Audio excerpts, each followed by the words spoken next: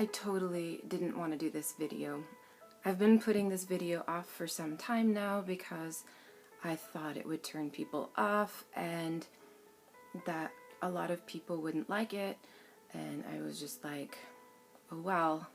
So I've had a lot of downloads in prayer and meditation lately, and repeatedly it's come to me that I have to make this video even though it's probably not that cool. I just wanted to talk about why I follow the 10 Commandments. And yeah, the 10 Commandments in the Bible. And I am not here to be a Bible thumper. I'm not a super Christian. I don't even go to church. So please don't think I am trying to push Christianity on you. I'm not. There are actually 12 commandments that I follow every day. Having a moral code is the second most important thing in my life. And I figure that if something is the second most important thing in my life, I have to talk about it. And I don't want to be ashamed of it or embarrassed about it or come across as though I'm trying to be a goody two-shoes or something like that, because I'm not. But I have learned over years that having a moral code is absolutely essential to existence here in a human body on planet Earth. And these are codes that I personally go by, and I'm not trying to tell you that this is something you need to do, because everyone has their own path and that's okay, and there's no right or wrong here. I just wanted to share what I do and what my personal experience is. The first most important thing is God, of course. That is a given. A lot of people in the spiritual community, they talk about, well, once you're spiritually awakened or your kundalini is active, or you've progressed far enough on your spiritual path that you don't need a moral code anymore because you'll just already know, which is true. But the problem is that when people are going through the awakening process, the ego is still there. And at least for me, until the ego is completely burned off, I am going to keep in mind and my heart the moral code every single day. And for me, they're the 10 Commandments plus 2. And I'm just going to keep them until my ego completely gets burned off, because I catch myself sometimes struggling with these moral principles, and I catch myself often, and I've saved myself from a lot of heartache by actually referring to these codes mentally. And I just think it's so important to have a moral code until the ego is burned off 100%. It's so easy to slip back into quote-unquote wrong action. I know people will disagree with me that there is no wrong action. It's just all learning experience. But, when it comes to like killing someone or not killing someone, when, they're about to kill your mother, it's like, I don't know. I don't want to judge or label anything. Even in the yogic tradition, the yogis will tell you that it's really important to have a moral code. And they even have their own guidelines. And interestingly enough, they often parallel with the 10 Commandments of the Bible or the Torah. It seems like every tradition has some form of a moral code, and governments also have their own forms of moral code that are even punishable by law. So having a moral code it's a real deal, and it's something I think it would be wise for us to be aware of. In my opinion, having a moral code never goes out of style. It never gets old. It always comes back to you when you're out and about in the real world.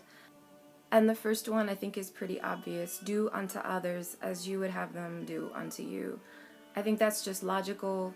It makes sense to pretty much everyone. You don't have to explain. The world would be a much better place alone if people adopted that one moral principle and actually did it, not talked about it.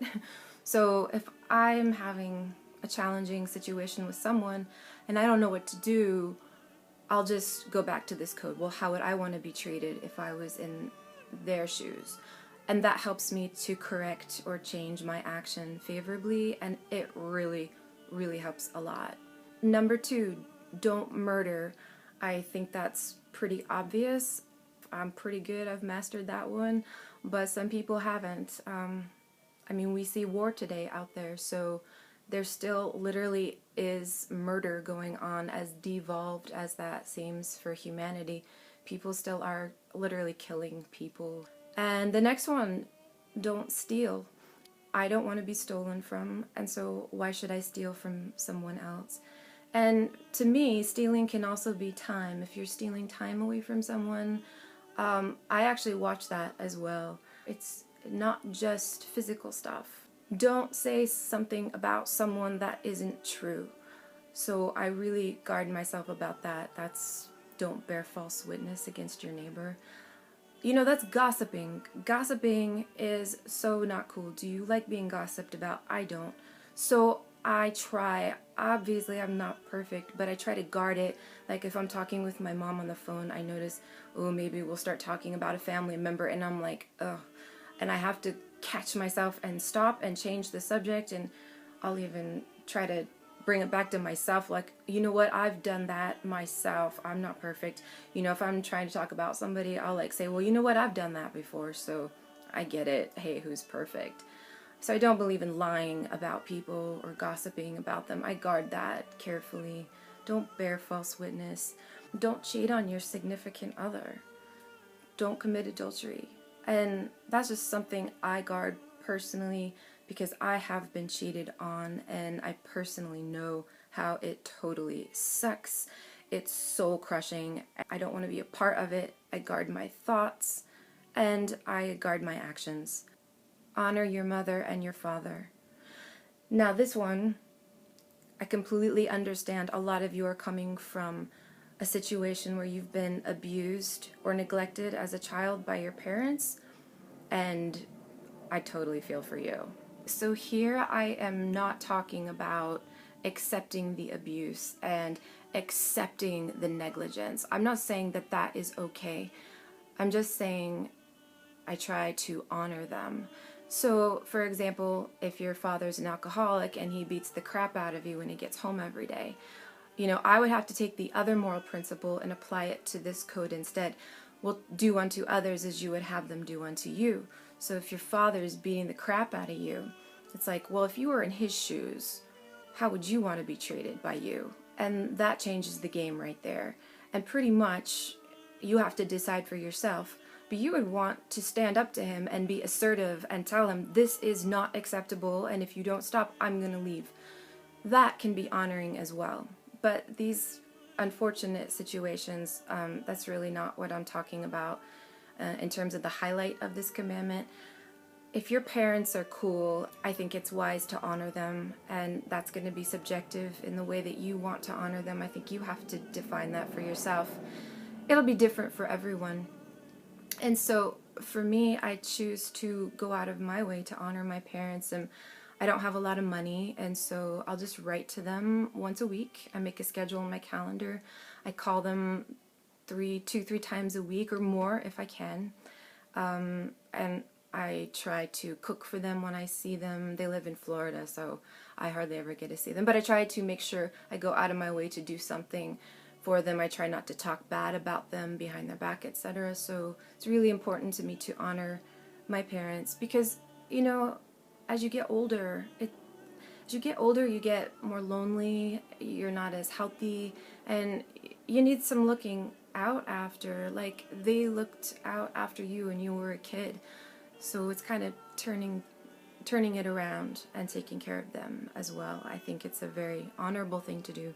It's just my opinion, of course, but I strictly guard this commandment every day for myself. It's very, very important. Do not covet.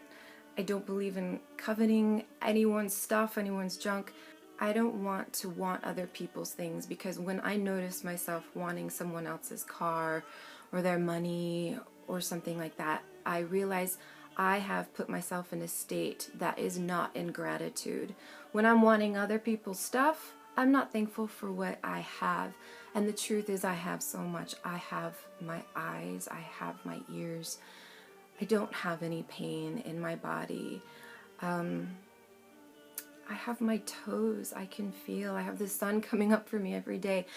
I have oxygen to breathe. I have dishes. I have a washer and dryer. And when I start thinking of the stuff I do have, it puts me in a state of gratitude that does connect me with God. And that is preferred over coveting someone else's stuff, because wanting what they have, I don't think that's loving your neighbor.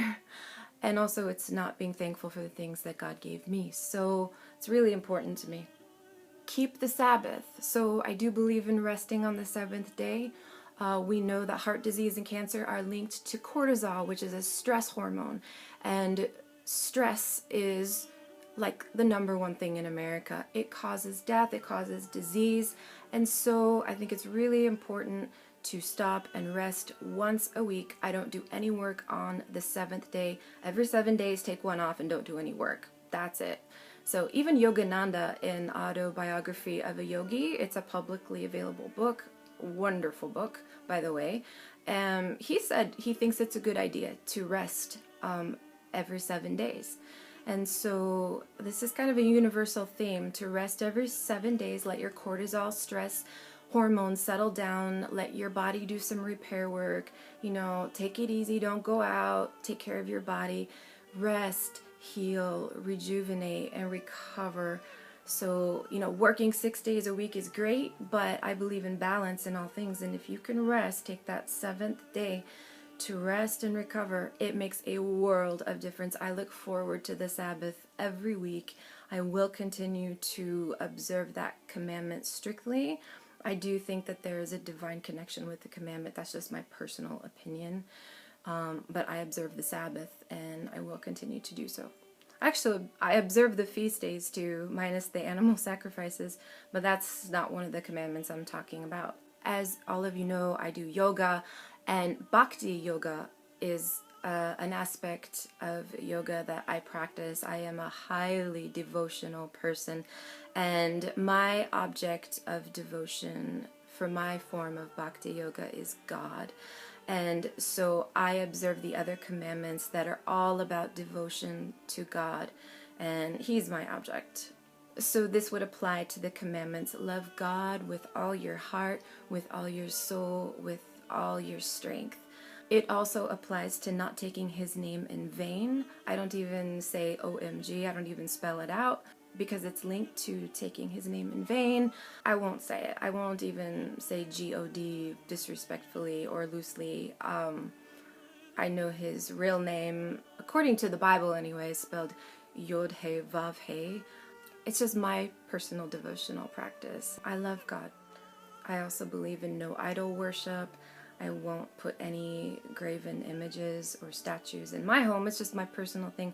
I won't worship them. I won't put anything above God. God is always first. I seek Him every day, first thing in the morning. He's first and above all. And I'm trying to really learn how to love Him too. The last couple years, I have progressed in my approach towards the commandments to not only observe them in action, but to also observe them in thought. And that's been very good for watching my thoughts and catching them, banishing and rejecting the thoughts if they're not in alignment with the moral code.